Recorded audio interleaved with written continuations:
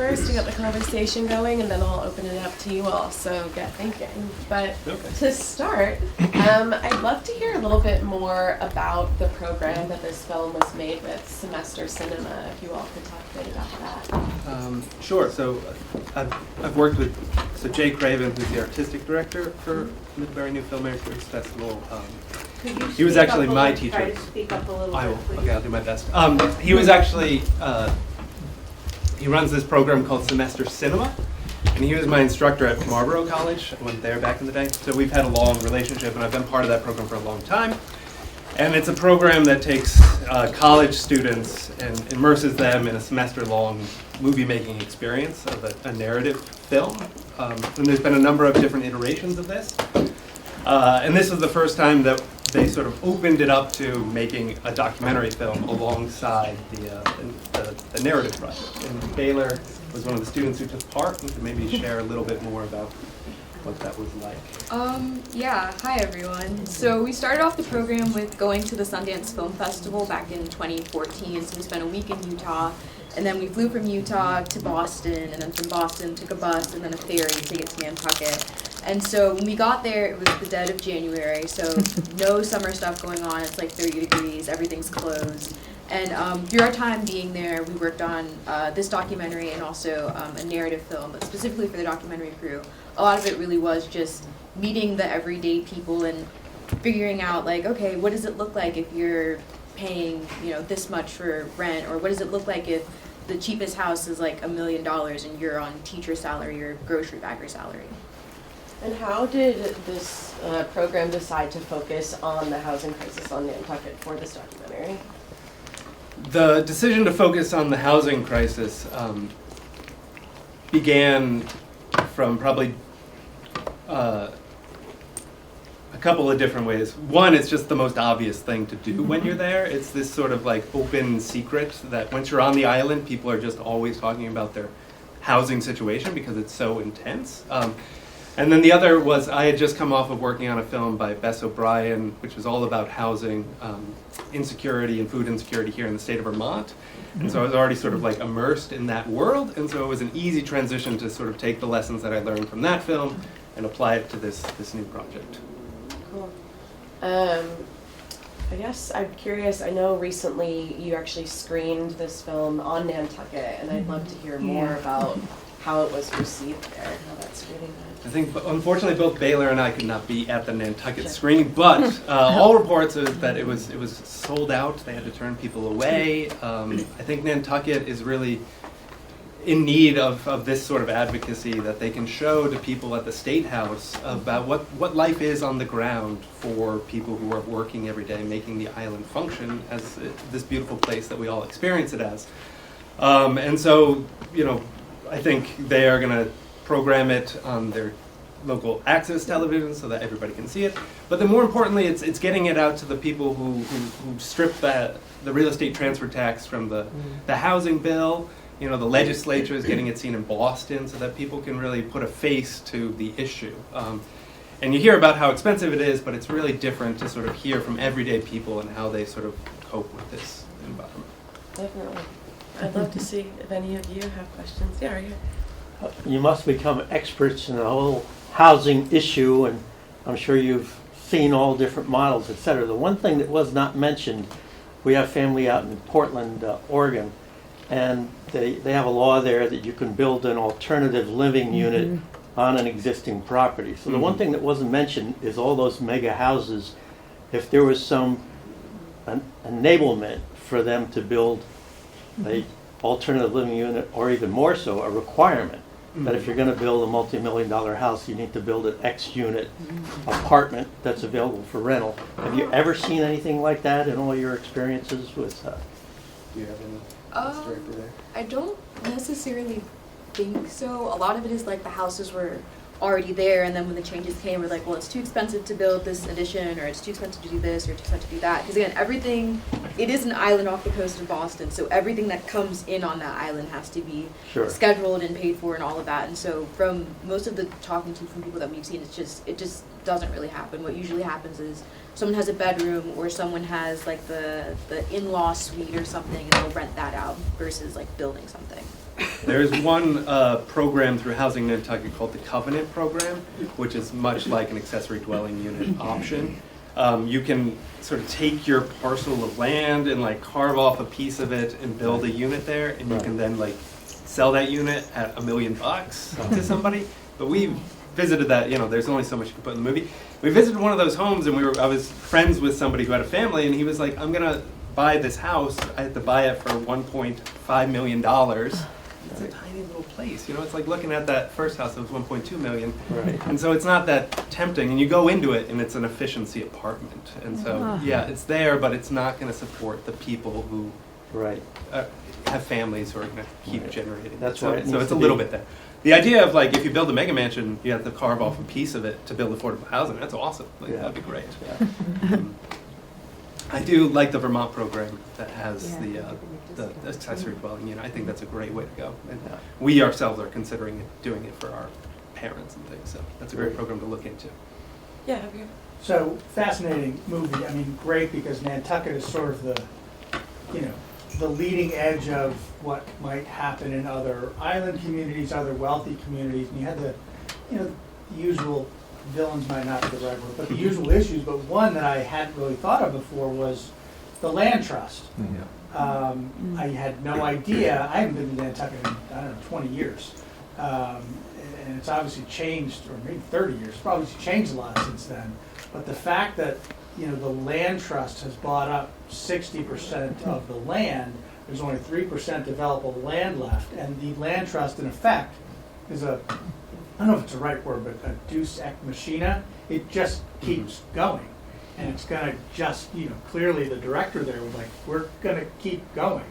And so I never really thought of the land trust in places like this as a kind of a villain. That was fascinating. Conversation. And I know there are other islands and other, I actually grew up on, in sort of the North Shore of Massachusetts where land trusts are also buying up a lot of land. And I'd never thought of them that way, but honestly, it's kind of a problem. It's a problem, and I'll let you take over. But we started this process with, I did, maybe a month worth of research and looking at articles and watching tons of those affordable housing trust meetings.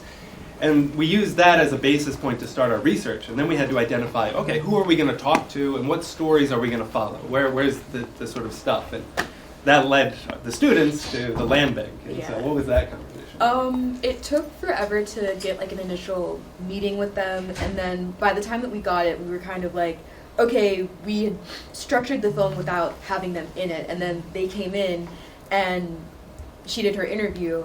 And we're sitting there and watching the interview and we're kind of like, are they the bad guys of our film? Because like everyone keeps on talking about the housing trust. We keep on seeing all these signs and everything. And from the interview that we had with them, it just kind of seemed like there was no end anywhere in sight.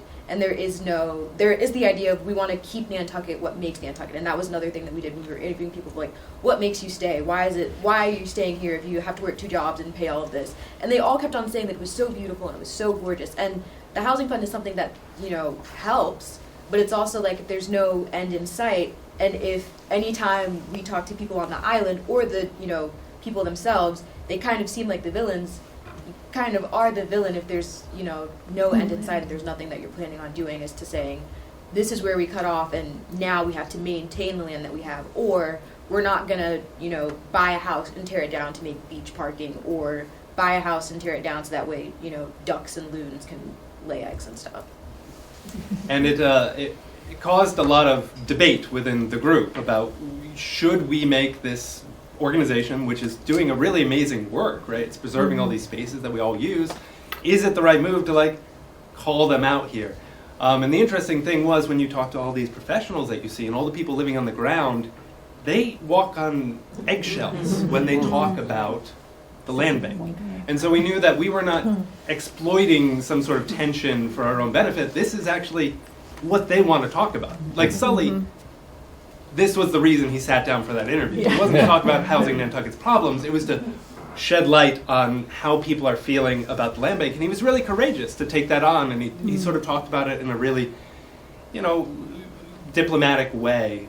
But it is such a problem, especially the way that their charter is written, which it will just keep going. If you get 2% of every land sale, and those land sales value, increase in value as you buy up land, you just get more money to buy more land. So it's this, people need to look really hard when they're implementing these land trusts. What is the goal, right? What is the goal? Is it to sort of get rid of everybody else on the island and just have an empty island? Or is it to have a balance between people and open space?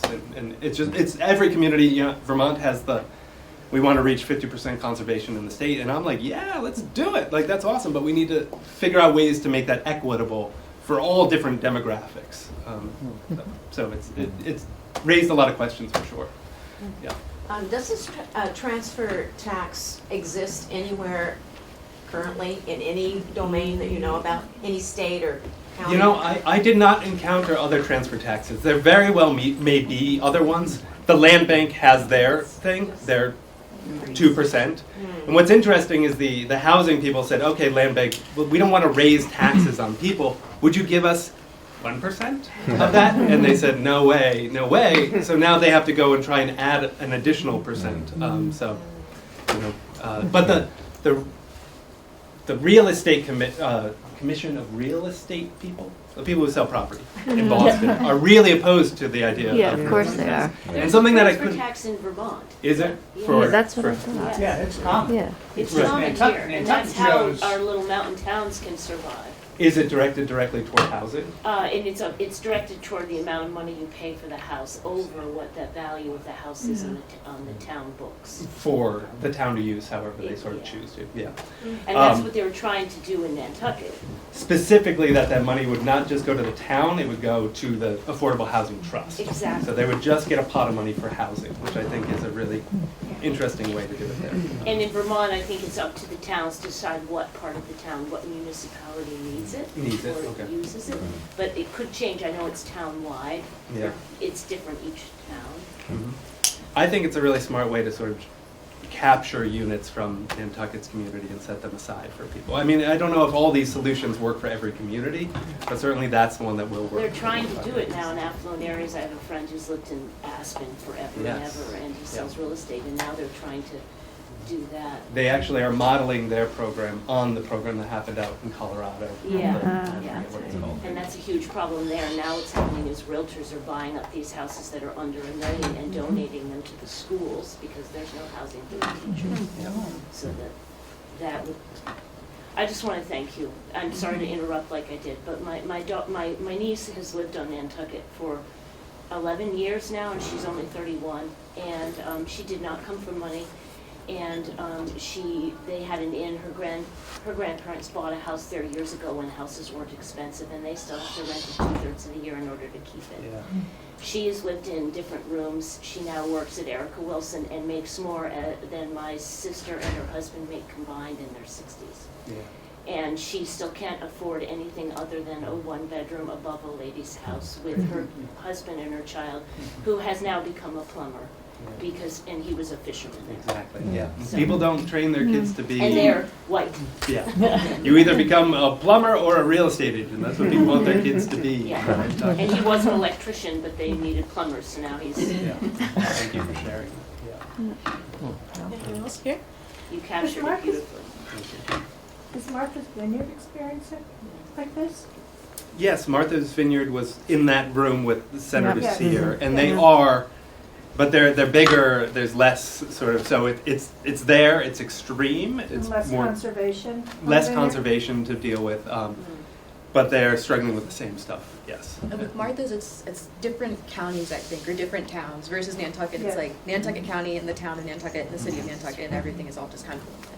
And it's sort of like all along the Cape, the real estate transfer fee, this, I didn't include everything, but like all the towns along the Cape, Provincetown, all the other towns there, Martha's Vineyard, are all part of that bill. They're all advocating to get the transfer tax because they're all seeing their year-round housing stock go to investment owners or other sort of. Hi, so this is a very powerful tool. As you mentioned, you were going to provide it, maybe local access to the folks in Nantucket. But what are your next steps with it?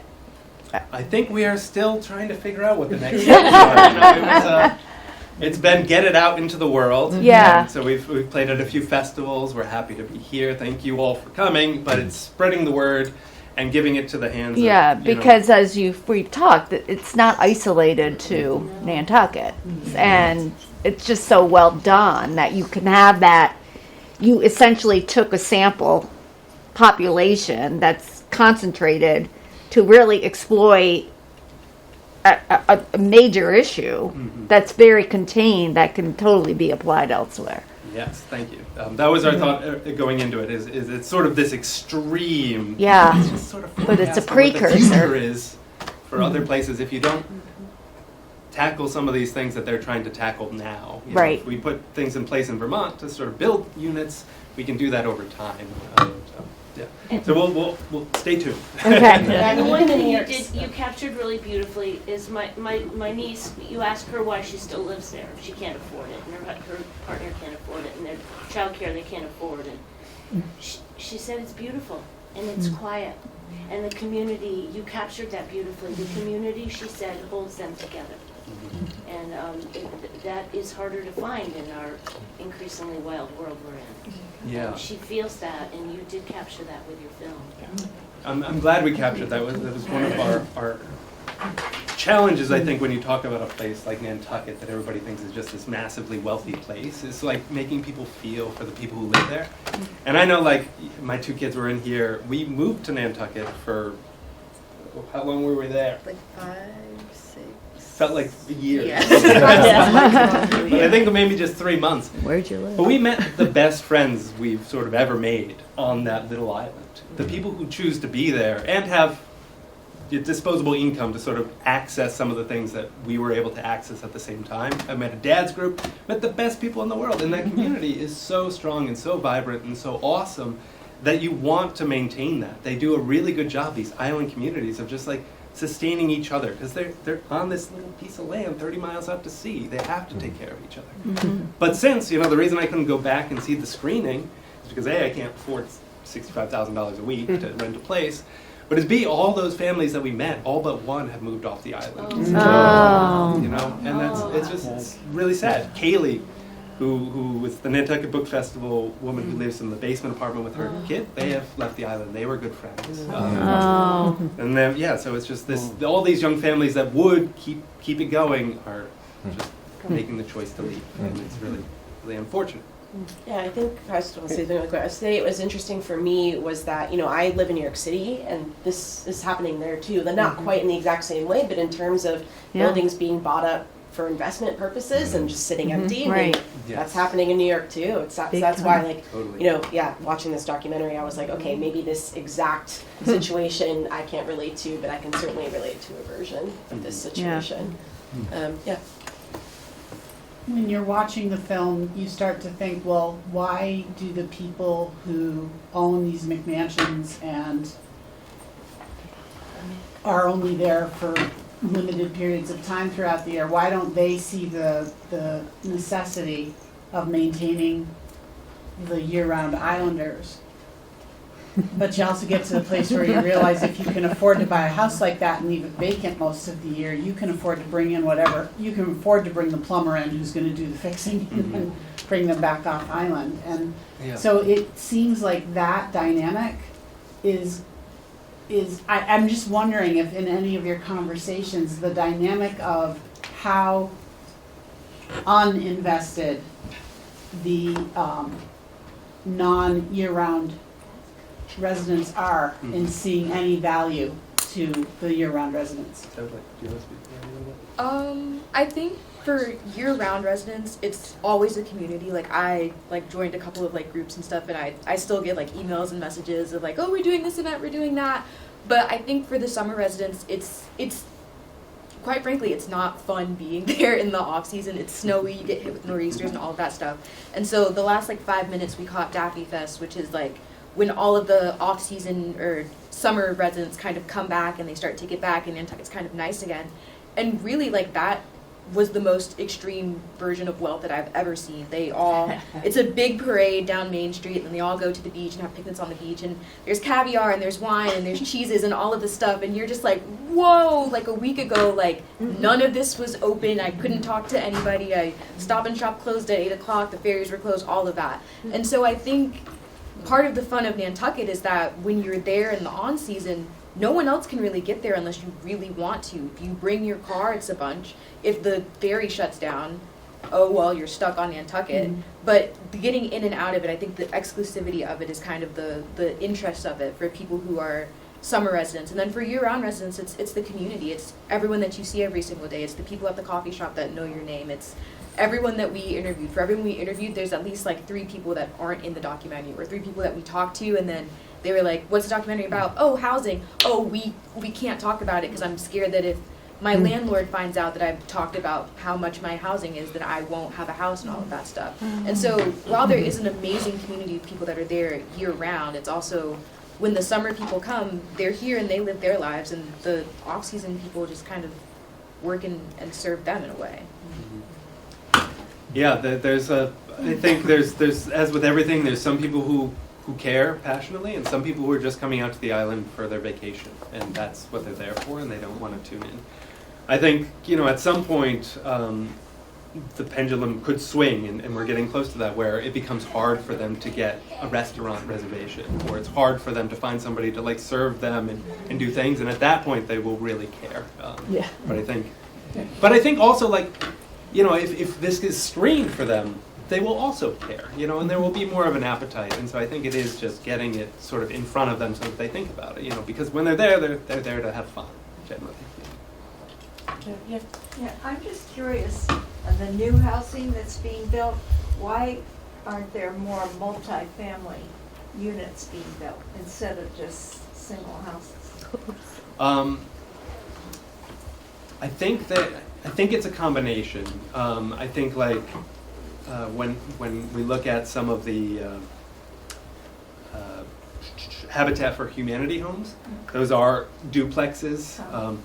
I think it's a matter of numbers. It's like, how many can you actually create? And it could be zoning, I'm not quite sure. When we got into this, there's so many zoning things that create hurdles, so I'm not exactly sure why they don't do more duplexes. I think there has been a push for condo, just this idea of like there are condos that people can buy, and so there's a big building, and I think there's only one unit that exists on Nantucket that is sort of condo ownership.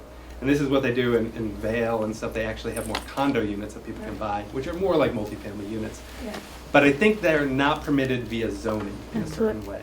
And so they would have to change certain things to permit that sort of construction, because it doesn't comply. Like, you should look.